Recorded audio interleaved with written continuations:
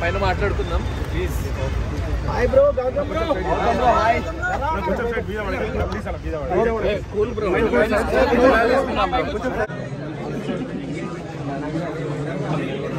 Comedy కాదు, బుద్ధినే పెట్టాడు.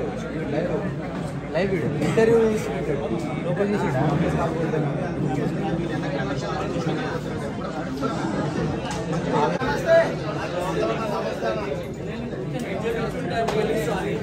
బ్రో బ్రో మన హౌస్ఫుల్ ఆడపైన మైక్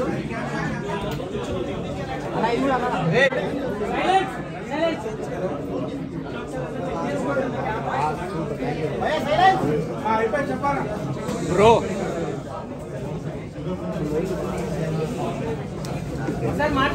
ఒకసారి సైలెంట్ గా ఉండండి ప్లీజ్ బ్రో.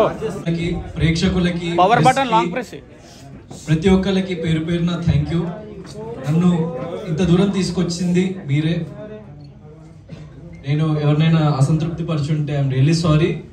కానీ నేను ఆడిన ప్రతి సెకండ్ నేను మిమ్మల్ని మైండ్లో పెట్టుకొని మిమ్మల్ని ప్రౌడ్ ఫీల్ చేపిద్దామని చెప్పేసి నా ప్రతి మూమెంట్ ఉండే బిగ్ బాస్ హౌస్లో. ఐఎమ్ హ్యాపీ నాకు వచ్చిన రెస్పాన్స్తోని.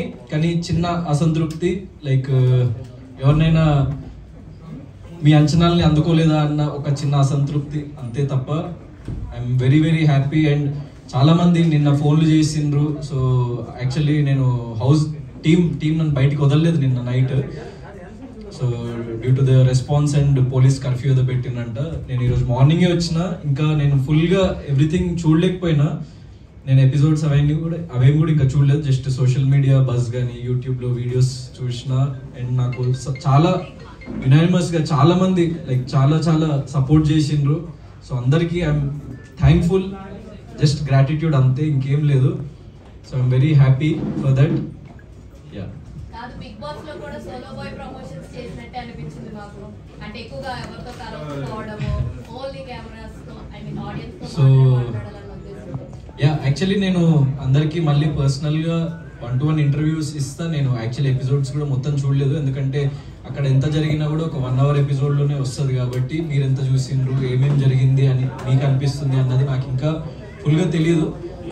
అండ్ వన్ స్మాల్ థింగ్, ఇది కొంచెం షార్ట్ అండ్ స్వీట్గా ముగిద్దాం. ఎందుకంటే ఈరోజు మార్నింగే నాకు తెలిసింది, లైక్ నేను ప్రేమగా పెంచుకున్న రోమియో, నా పప్పి, నేను హౌస్లో ఉన్నప్పుడు చనిపోయిందంట.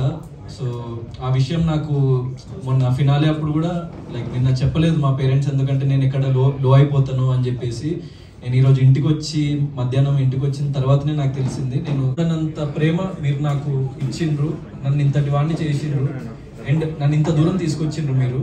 So I'm very very grateful to every one. అంటే అది నేను విన్నర్ అని నమ్మిన ప్రతి ఒక్కరికి నేను grateful. So what ever has happened.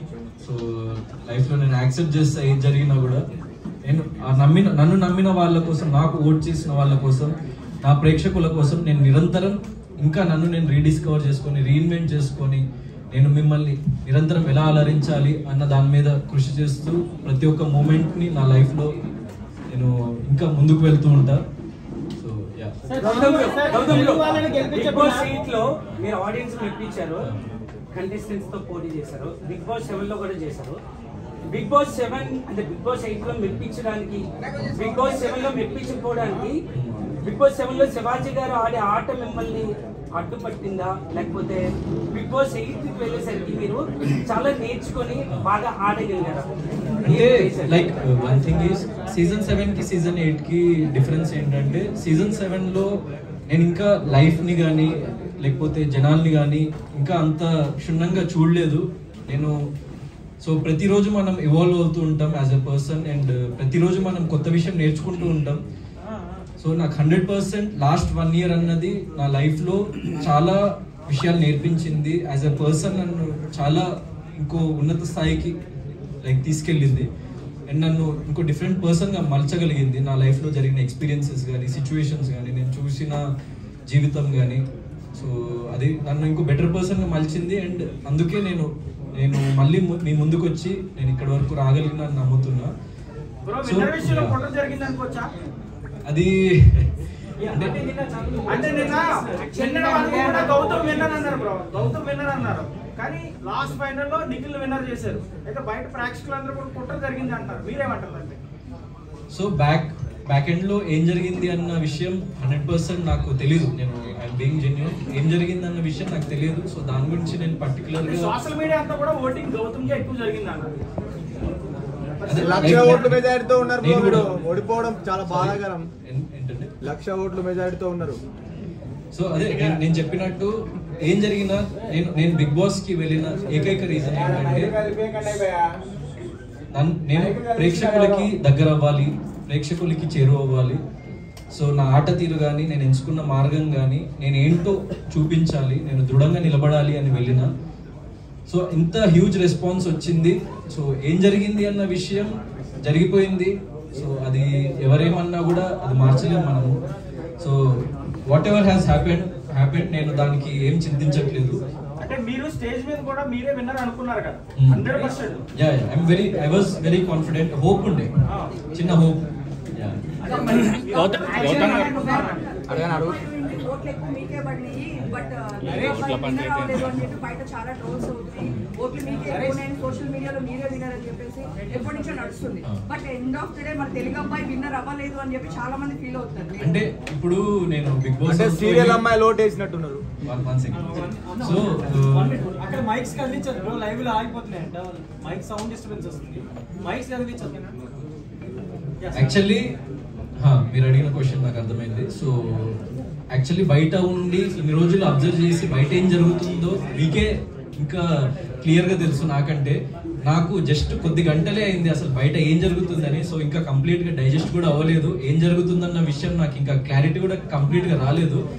నేను మళ్ళీ దీని మీద నేను ఇంకా క్లియర్గా నా క్లారిటీ వచ్చినప్పుడు నేను ఇంకా మంచి ఒపీనియన్ ఇవ్వగలుగుతా. So I'm being genuine. మీకు నిజంగా నేను విన్నర్ అనిపించుంటే I'm very very thankful and happy. ఎందుకంటే మీ అందరూ చాలా మంది మీడియాలో వచ్చింది కానీ, యూట్యూబ్లో కానీ, నేను సోషల్ మీడియానే చూస్తున్నా. ఇంకా అందరినీ కలవలేదు, ఏం జరుగుతుందన్న విషయం బయట నాకు తెలియలేదు. జస్ట్ కొద్ది గంటలే అయింది కాబట్టి నేను ఈరోజు మార్నింగే వచ్చిన, అప్పుడు ఫోన్ కూడా ఇవ్వలేదు నాకు. సో నేను విన్నర్ అని అనుకున్న వాళ్ళు, నేను విన్నర్ అవుతాను నమ్మిన వాళ్ళు, yes I'm a winner in your hearts and I'm happy. ఎందుకంటే మీరు నమ్మిండ్రు కాబట్టి. సో ఎందుకంటే at the end of the day డబ్బు కన్నా, కప్పు కన్నా ప్రేక్షకులు వాళ్ళ ప్రేమే ఎక్కువ ఇంపార్టెంట్ నాకు. కొంతమంది రెస్పెక్ట్ ఎక్కువ ఇంపార్టెంట్ నాకు. గౌతమ్ గారు గెలుచుకున్న ఏ ఎక్స్టెంట్ వరకు నాకు ఇంకా తెలియదు, మీకే తెలియాలి. So I'm happy for that. Gautam గారు, కొంతమంది మీ ఫ్యాన్స్ అండ్ ఆడియన్స్ మీరు గోల్డెన్ బ్రీఫ్ కేస్ తీసుకుంటే బాగుండు, కొంత ప్రైజ్ మనీ వచ్చేది, మీ నెక్స్ట్ మూవీస్ కి ప్రొడ్యూస్ చేయడానికి యూజ్ అయ్యేది కదా అని అనుకుంటున్నారు బయట. ఎందుకు తీసుకోలేదు గోల్డెన్ బ్రీఫ్ కేస్? అంటే మైక్ కొద్దిగా దగ్గర పెట్టుకోండి. వినిపిస్తుందా? గోల్డెన్ బ్రీఫ్ కేస్ ఎందుకు తీసుకుంటే బాగుండేది అని కొంతమంది అనుకుంటున్నారు. దానికి నా అభిప్రాయం. అంటే నేను యాక్చువల్లీ ఎప్పుడైనా గెలుపు కోసం పోరాడే వ్యక్తిని. అండ్ ఓటమిని ఎప్పుడు నేను అది ఓడిపోయినా సరే కానీ నేను ఓటమిని యాక్సెప్ట్ చేసి నేను ఎక్కడ ఆగిపోవాలి అని ఎప్పుడు అనుకోలేదు లైఫ్లో. సో డబ్బు కానీ ఇంకోటి మరొకటి కానీ ఏది ఆ గెలుపుని కొనలేదు. అందుకే నేను గెలుస్తానేమో అన్న చిన్న నమ్మకం, ప్రేక్షకులు నన్ను గెలిపిస్తారేమో అన్న చిన్న నమ్మకం, నేను ఎంచుకున్న మార్గం మీద చిన్న నమ్మకం. సో ఒక్కడనే నిలబడి నేను ఎండ్ వరకు ఆడాలని అనుకున్నా, ఒక్కడనే నిలబడ్డా. సో ఎవరిని నేను డిసప్పాయింట్ చేయదలుచుకోలేదు. అండ్ నేను అలాంటి పర్సన్నే కాదు. అంటే డబ్బు మరొకటి ఎప్పుడైనా మనం సంపాదించుకోవచ్చు, కానీ ప్రేమని మనము చాలా అరుదుగా సంపాదించుకోగలుగుతాం. సో నేను దానికోసమే ప్రజలు నా మీద పెట్టుకున్న నమ్మకాన్ని నేను ఒమ్ము చేయొద్దని అనుకొని నేను ఆ గోల్డెన్ బ్రీఫ్ కేస్ తీసుకోలేదు. And I'm proud that I didn't take that and I'm happy. అంటే నువ్వు నిజంగా సెకండ్ వస్తావు తీసుకో అని నాకు డైరెక్ట్గా చెప్పున్నా కూడా నేను తీసుకునేవాడిని కాదు. ఎందుకంటే ఓటమిని యాక్సెప్ట్ చేసే పర్సన్ని నేను కాదు.